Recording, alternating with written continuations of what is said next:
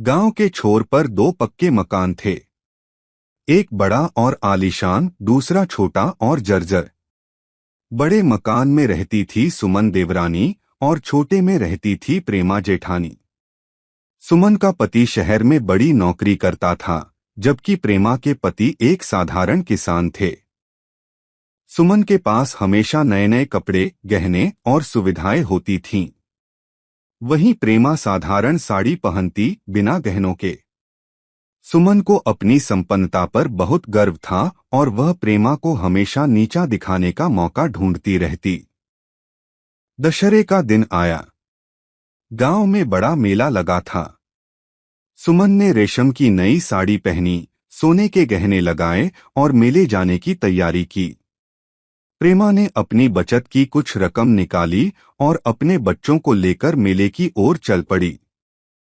मेले में रंग बिरंगी दुकानें, झूले और खिलौने थे। सुमन ने अपने बच्चों के लिए महंगे खिलौने और कपड़े खरीदे। प्रेमा के बच्चों की निगाहें एक छोटी सी गुड़िया और एक गुब्बारे पर टिकी थीं। प्रेमा ने मुस्कुराते हुए वह गुड़िया और गुब्बारा खरीदकर बच्चों को थमा दिए। उनकी खुशी का ठिकाना नहीं था। दोपहर होने को आई।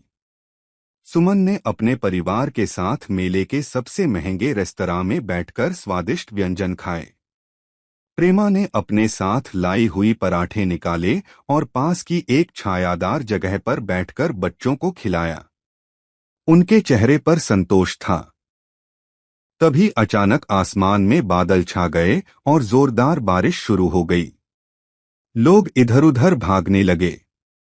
सुमन के नए कपड़े और गहने की चिंता सताने लगी। वह भागकर एक दुकान के सामने खड़े हो गए, लेकिन भीड़ इतनी थी कि वह और उनके बच्चे भीग गए। प्रेमा ने देखा कि एक छोटा बच्चा रोता हुआ अपनी मां से बिछड़ गया है। बारिश में भीगता वह बच्चा घबराया हुआ था। प्रेमा ने तुरंत अपनी साड़ी का आंचल उसके सिर पर ताना और उसे संभाला। वह उसे लेकर एक सुरक्षित जगह पर गई और बच्चे को चुप कराया।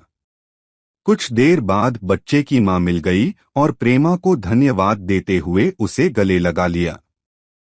बारिश रुकी तो सब बाहर निकले। सुमन के बच्चे भीगे कपड़ों और बिखरे बालों से परेशान थे। सुमन का महंगा रेशमी सूट खराब हो गया था। वहीं प्रेमा के बच्चे सुरक्षित और खुश थे। तभी मेले के मंच से घोषणा हुई कि आज के मेले में सर्वश्रेष्ठ परिवार का पुरस्कार दिया जाएगा।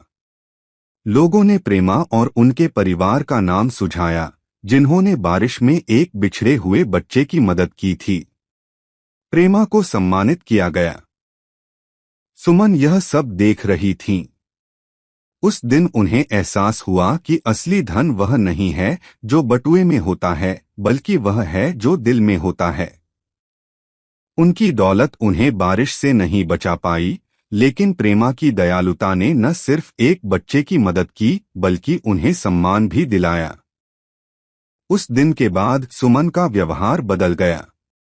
उन्होंने प्रेमा से दूरी बनाना छोड़ दिया और उन्हें अपनी बहन की तरह अपनाना शुरू कर दिया। दोनों के बीच की दूरियां खत्म हो गईं और घर में फिर से खुशहाली लौट आई।